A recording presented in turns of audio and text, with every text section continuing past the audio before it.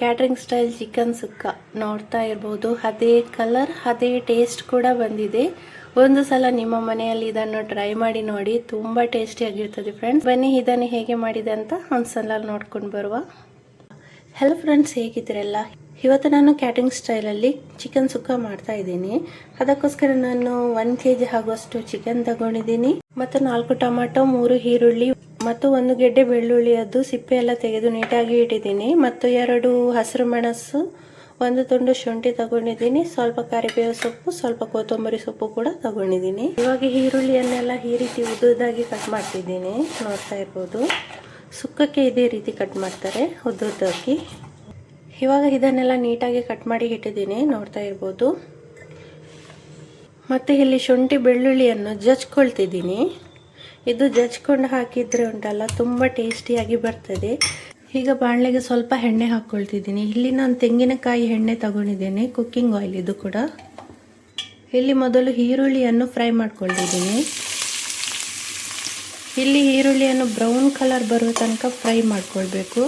ಇದು ಕ್ಯಾಟ್ರಿಂಗ್ ಸ್ಟೈಲಲ್ಲಿ ಮಾಡೋದ್ರಿಂದ ಸ್ವಲ್ಪ ಡಿಫ್ರೆಂಟ್ ಆಗಿರ್ತದೆ. ಇಲ್ಲಿ ಕೊಕೊನಟ್ ಆಯಿಲ್ ಯೂಸ್ ಮಾಡಿ ಆನಿಯನ್ ಫ್ರೈ ಮಾಡೋದ್ರಿಂದ ಚಿಕನ್ ಸುಕ್ಕಕ್ಕೆ ಒಂದು ಒಳ್ಳೆ ಟೇಸ್ಟ್ ಬರ್ತದೆ. ಬಿರಿಯಾನಿಗೆ ಎಲ್ಲ ಬ್ರೌನ್ ಕಲರ್ ಆಗಿ ಫ್ರೈ ಮಾಡಿ ಹಾಕ್ತೇವಲ್ಲ, ಅದೇ ಥರ ಬ್ರೌನ್ ಕಲರ್ ಆಗಿ ಫ್ರೈ ಮಾಡಬೇಕು. ಇವಾಗ ಆನಿಯನ್ ಎಲ್ಲ ಫ್ರೈ ಆಗಿದೆ, ನೋಡ್ತಾ ಇರ್ಬೋದು, ಬ್ರೌನ್ ಕಲರ್ಗೆ ಬಂದಿದೆ. ಇದು ಸ್ವಲ್ಪ ತಣ್ಣಗಾಗಬೇಕು. ತಣ್ಣಗಾದ ನಂತರ ನಾವು ಚಿಕನ್ಗೆ ಆ್ಯಡ್ ಮಾಡ್ಕೊಳ್ಳುವ. ಈಗ ಕ್ಯಾಟ್ರಿಂಗ್ ಸ್ಟೈಲ್ ಚಿಕನ್ಗೆ ರೆಡಿ ಮಾಡ್ಕೊಳ್ಳುವ. ಇವಾಗ ಮೊದಲಿಗೆ ಕಟ್ ಮಾಡಿ ಇಟ್ಕೊಂಡಿದ್ದ ಟೊಮಾಟೊ ಹಾಕ್ಕೊಳ್ತಿದ್ದೀನಿ, ಹಸಿರು ಮೆಣಸು, ಜಜ್ಕೊಂಡು ಇಟ್ಟಿದ್ದ ಶುಂಠಿ ಬೆಳ್ಳುಳ್ಳಿ ಹಾಕ್ಕೊಳ್ತಿದ್ದೀನಿ ಮತ್ತು 1 ಟೇಬಲ್ ಸ್ಪೂನ್ ಆಗುವಷ್ಟು ಚಿಲ್ಲಿ ಪೌಡ್ರ್ ಹಾಕ್ಕೊಳ್ತಿದ್ದೀನಿ. ಇದು ಕಾಶ್ಮೀರಿ ಚಿಲ್ಲಿ ಪೌಡ್ರ್, ಜಾಸ್ತಿ ಖಾರ ಏನಿಲ್ಲ. ಹಾಗೆ 1 ಟೇಬಲ್ ಸ್ಪೂನ್ ಆಗುವಷ್ಟು ಕೊತ್ತಂಬರಿ ಪೌಡ್ರ್ ಕೂಡ ಹಾಕ್ಕೊಳ್ತಿದ್ದೀನಿ. 1 ಟೀ ಸ್ಪೂನ್ ಆಗುವಷ್ಟು ಜೀರಿಗೆ, ಸ್ವಲ್ಪ ಅರಶಿನ ಹಾಕ್ಕೊಳ್ತಿದ್ದೀನಿ. 1 ಟೇಬಲ್ ಸ್ಪೂನ್ ಆಗುವಷ್ಟು ಪೆಪ್ಪರ್ ಪೌಡ್ರ್ ಹಾಕ್ಕೊಳ್ತಿದ್ದೀನಿ. ನೀವು ಇಲ್ಲಿ ಪೆಪ್ಪರನ್ನು ಕ್ರಷ್ ಮಾಡಿ ಕೂಡ ಹಾಕ್ಕೊಳ್ಬೋದು. ಹಾಗೆ 1 ಟೀ ಸ್ಪೂನ್ ಆಗುವಷ್ಟು ಗರಂ ಮಸಾಲ ಹಾಕ್ಕೊಳ್ತಿದ್ದೀನಿ, ಗರಂ ಮಸಾಲ ಪೌಡ್ರ್ ಇದು. ಫ್ರೈ ಮಾಡಿ ಇಟ್ಕೊಂಡಿದ್ದ ಆನಿಯನ್ ಹಾಕ್ಕೊಳ್ತಿದ್ದೀನಿ, ಸ್ವಲ್ಪ ಕೊತ್ತಂಬರಿ ಸೊಪ್ಪು ಹಾಗೂ ಸ್ವಲ್ಪ ಕರಿಬೇವು ಸೊಪ್ಪು ಕೂಡ ಹಾಕ್ಕೊಂಡು ಚೆನ್ನಾಗಿ ಮಿಕ್ಸ್ ಮಾಡಬೇಕೀಗ. ಕ್ಯಾಟ್ರಿಂಗ್ ಸ್ಟೈಲಲ್ಲಿ ಇದೇ ರೀತಿ ಚಿಕನ್ ಸುಕ್ಕ ಮಾಡ್ತಾರೆ, ಆದರೆ ನಮ್ಮದು ಮ್ಯಾಂಗ್ಳೂರ್ ಸೈಡಲ್ಲಿ ಸ್ವಲ್ಪ ಡಿಫ್ರೆಂಟ್ ಆಗಿರ್ತದೆ. ಒಂದೊಂದು ಕಡೆ ಒಂದೊಂದು ರೀತಿಯಾಗಿ ಮಾಡ್ತಾರೆ. ಅದೇ ಒಂದೇ ರೀತಿ ತಿನ್ನಬಾರ್ದಲ್ವಾ, ಸ್ವಲ್ಪ ಡಿಫ್ರೆಂಟ್ ತಿನ್ನಬೇಕು. ಅದಕ್ಕೋಸ್ಕರ ನಾನಿವತ್ತು ಕ್ಯಾಟ್ರಿಂಗ್ ಸ್ಟೈಲಲ್ಲಿ ಚಿಕನ್ ಸುಕ್ಕ ಮಾಡ್ತಾ ಇದ್ದೀನಿ. ಇದೆಲ್ಲ ಚೆನ್ನಾಗಿ ಮಿಕ್ಸ್ ಆಗಿದೆ, ನೋಡ್ತಾ ಇರ್ಬೋದು. ಮಸಾಲೆ ಎಲ್ಲ ಮಿಕ್ಸ್ ಆಗೋ ತನಕ 10 ನಿಮಿಷ ಆಗೋವರೆಗೆ ಹೀಗೆ ಇಡಬೇಕು. ಫ್ರಿಜ್ಜಲ್ಲಿ ಇಡಬೇಕಂತೇನಿಲ್ಲ. ಈಗ ಇನ್ನೊಂದು ಬಾಣಲೆಗೆ ತೆಂಗಿನಕಾಯಿ ತುರಿ ಹಾಕ್ಕೊಳ್ತಿದ್ದೀನಿ ಮತ್ತು ಸ್ವಲ್ಪ ಕುಕ್ಕಿಂಗ್ ಆಯಿಲ್ ಹಾಕ್ತಿದ್ದೀನಿ.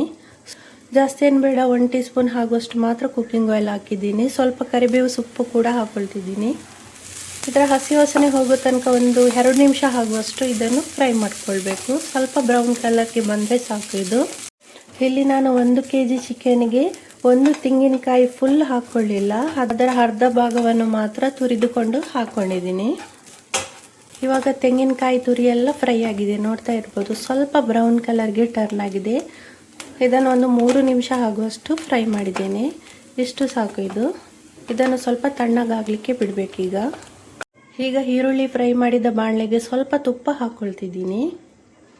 ತುಪ್ಪದಲ್ಲಿ ತುಂಬ ಟೇಸ್ಟಿಯಾಗಿ ಬರ್ತದೆ. ನೀವು ಎಣ್ಣೆ ಕೂಡ ಹಾಕ್ಕೊಳ್ಬೋದು ಇಲ್ಲಿ, ಆದರೆ ತುಪ್ಪ ಹಾಕ್ಕೊಳ್ಳೋದ್ರಿಂದ ಟೇಸ್ಟ್ ತುಂಬ ಚೆನ್ನಾಗಿರ್ತದೆ ಅಂತ.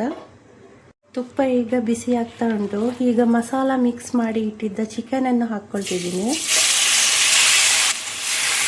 ಇದನ್ನು ತುಪ್ಪದೊಂದಿಗೆ ಚೆನ್ನಾಗಿ ಮಿಕ್ಸ್ ಮಾಡ್ಕೊಳ್ಬೇಕು. ಮಸಾಲೆ ಮಿಕ್ಸ್ ಮಾಡಿದ ಚಿಕನ್ ಎಲ್ಲ ಒಂದು 2 ರಿಂದ 3 ನಿಮಿಷ ಆಗುವಷ್ಟು ತುಪ್ಪದೊಂದಿಗೆ ಚೆನ್ನಾಗಿ ಫ್ರೈ ಆಗಬೇಕು. ಚಿಕನ್ ಎಲ್ಲ ತುಪ್ಪದೊಂದಿಗೆ ಚೆನ್ನಾಗಿ ಫ್ರೈ ಆಗಿದೆ. ಇವಾಗ ಸ್ವಲ್ಪ ನೀರು ಹಾಕ್ಕೊಳ್ತಿದ್ದೀನಿ. 1 ಲೋಟ ಆಗುವಷ್ಟು ನೀರು ಇಲ್ಲಿ ಹಾಕ್ಕೊಂಡಿದ್ದೀನಿ. ನೀರು ಹಾಕಿದ ಮೇಲೆ 10 ರಿಂದ 15 ನಿಮಿಷ ಆಗುವಷ್ಟು ಲಿಡ್ ಕ್ಲೋಸ್ ಮಾಡಿ ಬೇಯಿಸ್ಕೊಳ್ಬೇಕು. ಈಗ 10 ನಿಮಿಷ ಆಗಿಲ್ಲ, 5 ನಿಮಿಷ ಆಗಿದೆ. ಲಿಡ್ ಸ್ವಲ್ಪ ಓಪನ್ ಮಾಡ್ತಿದ್ದೀನಿ, ಯಾಕೆಂದರೆ ಇದಕ್ಕೆ ಒಂದು ಇಂಗ್ರೀಡಿಯೆಂಟ್ಸ್ ಹಾಕಲಿಕ್ಕೆ ಇದೆ.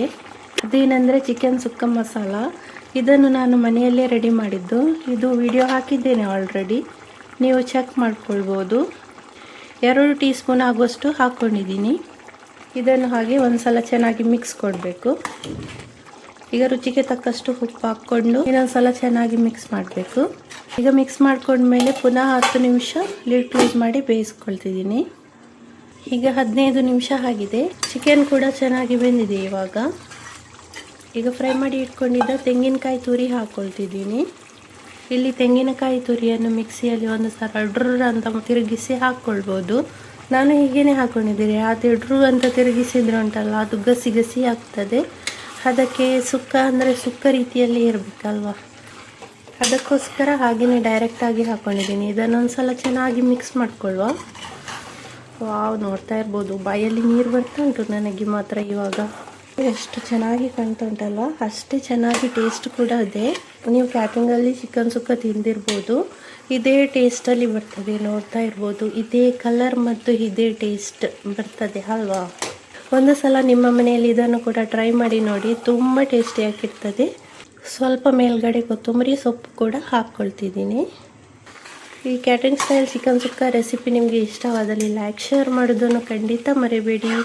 ಮತ್ತು ನನ್ನ ಚಾನಲ್ಗೆ ಸಬ್ಸ್ಕ್ರೈಬ್ ಕೂಡ ಆಗಿ ಮುಂದಿನ ಹೊಸ ರೆಸಿಪಿಯೊಂದಿಗೆ ಭೇಟಿಯಾಗೋಣ. ಅಲ್ಲಿ ತನಕ ಬಾಯ್.